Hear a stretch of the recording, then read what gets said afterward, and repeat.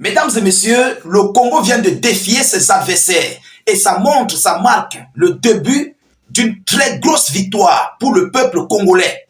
Ah oui, avant de continuer, j'aimerais d'abord vous dire de partager massivement la vidéo. Partagez massivement cette vidéo. Ah oui, c'est notre seul moyen de soutenir le peuple congolais à l'heure actuelle. C'est un gros défi. On dit, il y a un langage qui dit, ne l'oubliez pas, qui s'assemble se ressemble. Depuis plus de 30 ans, les présidents congolais se sont rassemblés avec leurs adversaires et leurs maîtres français ou européens. Mais aujourd'hui, Tshisekedi est en train de prouver, déjà aux yeux du monde, qu'il ne veut plus se rassembler avec eux. À moins de 2 semaines, Tshisekedi a manqué à 2 sommets. Il y a un qui avait eu lieu, il y a de cela, je pense, au début de la semaine, si je ne me trompe pas. Et voici le deuxième. À moins de 2 semaines, Tshisekedi a manqué à 2 sommets. C'est un message clair politiquement. C'est un message clair pour dire que je ne suis pas d'accord avec vos sommets. Parce que vous avez tant mené des sommets, vous avez tant organisé des sommets, mais qui n'ont jamais abouti. Pendant que nous sommes agressés. Le Congo, c'est l'agressé. Le Rwanda, c'est l'agresseur. Plus de 30 ans, vous organisez des sommets qui n'aboutissent à rien. Et n'oubliez pas que ces organisations africaines ont été placées par les Occidentaux en leur faveur. Vous comprenez? En leur faveur. Il ne faut pas l'oublier. Et je le dis encore une fois de plus, plusieurs d'entre vous vont imaginer comment, ce qu'ils vont imaginer, mais d'autres aussi vont imaginer leur part. Pour moi, je me dis, c'est le début d'une victoire pour le Congo. Parce que Tshisekedi est en train de comprendre la pression qui est en train d'être mise sur lui par son peuple. Donc la pression que son peuple met sur lui, ça le pousse à prendre des engagements d'autres formes. Alors, hier, M. Tshisekedi a manqué à ce sommet. Le président de l'Afrique du Sud a manqué à ce sommet. Le président du Burundi, si je ne fais pas erreur, le Burundi, oui, il a manqué à ce sommet. Et tous sont les alliés du Congo qui soutiennent le Congo pour repousser l'agresseur qui est le Rwanda. Mais pourquoi ils ont manqué en fait à ce sommet? C'est la question qu'il faut se poser. C'est la grosse question qu'il faut se poser. Et c'est ça que nous allons décortiquer dans cette vidéoconférence.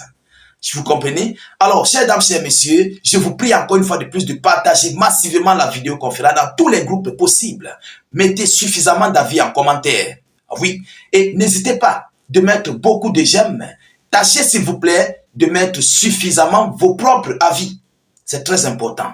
Notre but, c'est d'informer le million de personnes. Plus il y a la pression sur ces Otaniens, ces Occidentaux, plus ils vont comprendre que l'Afrique est remontée. Les Africains sont remontés, plus ils vont comprendre que l'Afrique est en train de s'unir.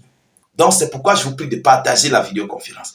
Alors, ce sommet a eu lieu, je crois, du côté de la Tanzanie, dans la capitale tanzanienne, où nous avons assisté à l'Afrique australe, l'Afrique centrale, l'Afrique de l'Est, toutes ces organisations, ces 2 organisations, qui ont voulu continuer à mettre leur poids, leur pression sur M. Tshisekedi. Ils ont voulu, comme à l'habitude, comme à l'accoutumée, de mettre leur poids, leur pression en faveur de l'Occident sur le président, le chef d'État congolais. Et qui a même d'ailleurs compris. Moi, je me dis qu'il a compris. Donc, il ne faut plus participer à ce sommet, à ces sommets.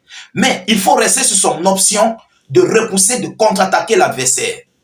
Pourquoi M. Tshisekedi et ses alliés sud-africains burundais n'ont pas assisté à ce sommet? C'est là la grosse question qu'il faut se poser.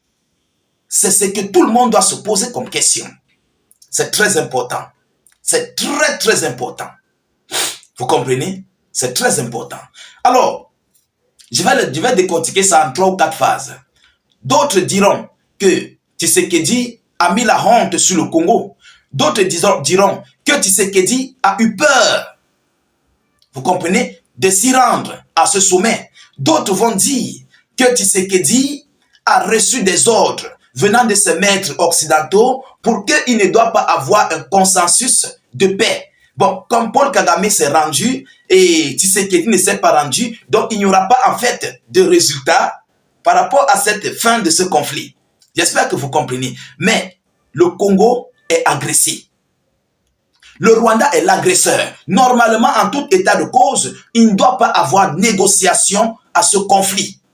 Ah oui, c'est aux yeux de tous. Il ne doit pas avoir négociation à ce conflit. On doit sanctionner le Rwanda, si possible, porter des armes contre le Rwanda, de limiter son agression au Congo. Je crois que nous sommes clairs. Depuis plus de 30 ans, les mêmes organisations se sont assises et il n'y a eu jamais de cessez-le-feu. Alors, est-ce que c'est lorsque Tshisekedi va venir qu'il y aura un cessez-le-feu? Voilà en fait la grosse question. Ça, c'est le premier point. Le deuxième point, bon, certes, c'est vrai, les Rwandais vont se dire, ah, si ce n'était pas les organisations de l'Afrique australe, l'Afrique centrale, l'Afrique de l'Est, c'est que nous sommes arrivés du côté de Kinshasa. C'est que nous sommes arrivés à Kinshasa parce que vous ne pesez pas, hein? Vous n'avez pas de soldats, vous n'avez pas d'hommes. Donc, on a eu pitié de vous. Donc, je me dis que d'autres le diront. Ils le diront que Tshisekedi, le Congo a été vaincu, le Congo a été battu. D'autres le diront. J'espère que nous sommes clairs. Hein? Et ça va donner en fait des ailes, du poids au Rwanda. Vous comprenez? Et ça va affaiblir moralement M. Tshisekedi. Ça va donner encore plus du poids moral à M. Paul Kagame. J'espère que nous sommes clairs. Ils vont se dire, bon, il a fallu des organisations, des interventions des organisations pour que nous puissions vous pardonner, pour que nous puissions vous laisser. Mais si prochainement vous continuez, et voilà, nous allons arriver à Kinshasa. D'autres diront que c'est une honte pour Tshisekedi parce qu'il a eu peur. Attention, mais le troisième point est que, qu'est-ce que l'Afrique du Sud, le Burundi et le Congo préparent? Voilà la partie la plus importante de cette affaire. Qu'est-ce que le Burundi, le Congo, l'Afrique du Sud préparent? Parce que tous aussi devaient être là, à ce sommet. Et vous avez vous-même constaté que ceux qui étaient là-bas, je vous l'ai dit, ce sont les partenaires. Ce sont ceux-là qui s'entendent mieux avec Paul Kagame, tels que l'Ouganda. Ah oui, nous sommes clairs. Il y a l'Ouganda qui s'entend avec Kagame, il y a d'autres États, d'autres machins, et ces mêmes organisations-là, ce sont des organisations placées par l'Occident. Ils s'entendent mieux avec Kagame. Tous jouent un jeu. Vous comprenez? Ils ont fait sortir, ils ont mis à la porte le représentant, je crois, de l'Union africaine, si je ne fais pas erreur. Pourquoi? Parce qu'il n'est pas de leur clan. Il ne fait pas partie, en fait, de leur clan, de leur bloc. Vous comprenez? Mais pourquoi ils l'ont mis à la porte? C'est quand même le représentant de l'Union africaine. Pourquoi ils l'ont fait? Mesdames, mesdemoiselles et messieurs. Alors, ils tous préparaient une pression sur Tshisekedi. Et vous savez, lorsque vous êtes à plus d'une dizaine de personnes, une vingtaine de personnes, vous êtes là, vous seul, ça ne peut pas marcher. Il y aura la pression, le poids sur vous. Tshisekedi a évité ça. Mais qu'est-ce que le Congo, l'Afrique du Sud, le Burundi préparent? Parce que c'est là la réelle chose.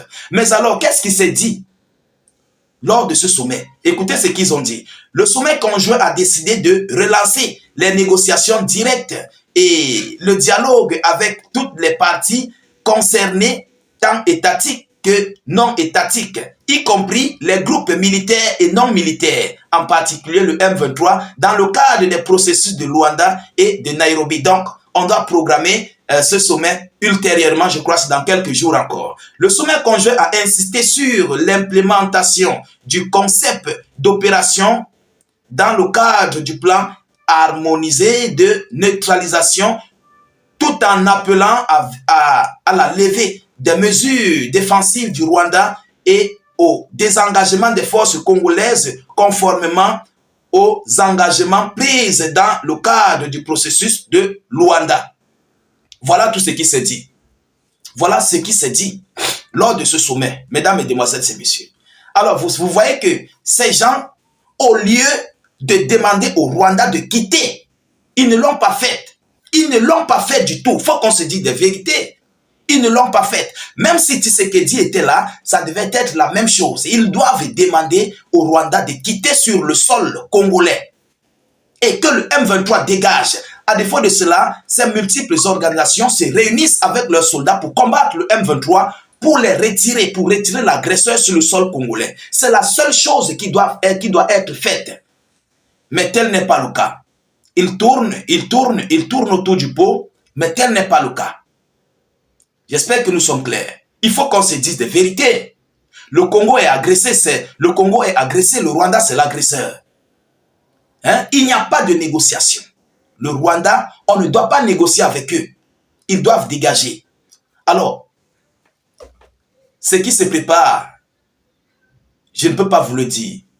Vous comprenez? Ce que le Congo, l'Afrique du Sud, le Burundi prépare et les Congolais préparent. Vous allez découvrir de vos yeux. Il y a des choses qu'on ne dit pas. Et moi, j'ai décidé de ne plus dire certaines choses. Oui, j'ai décidé de ne plus révéler certaines choses, mesdames et messieurs. C'est ça la vérité. Vous-même réfléchissez. Ce que le Congo prépare. Alors, ça, déjà, ça montre une grosse victoire. Que Tshisekedi est en train de se retirer petit à petit au sein de leur maître, au sein des organisations de leur maître. C'est déjà bon. C'est un premier pas, c'est une première victoire. C'est une très bonne chose. Maintenant, il reste la deuxième étape, troisième étape pour que les Congolais puissent affronter mais directement le M23 et le Rwanda. Et c'est ça que tout le monde attend. C'est ça que l'Afrique tout entière attend. Vous comprenez? Alors, mesdames, mesdemoiselles et messieurs, je vous reviens avec une autre prochaine vidéo d'actualité. Continuez de partager au maximum la vidéoconférence. Surtout, mettez-la partout à travers le monde. N'hésitez pas, s'il vous plaît, de vous abonner au maximum à nos différents canaux. Et surtout, ne tâchez pas, s'il vous plaît, d'oublier d'activer la cloche de notification pour ne plus rater nos prochaines vidéos d'actualité. Je vous reviens tout à l'heure pour une prochaine vidéoconférence. Soyez encore salués une fois de plus. Ciao, ciao.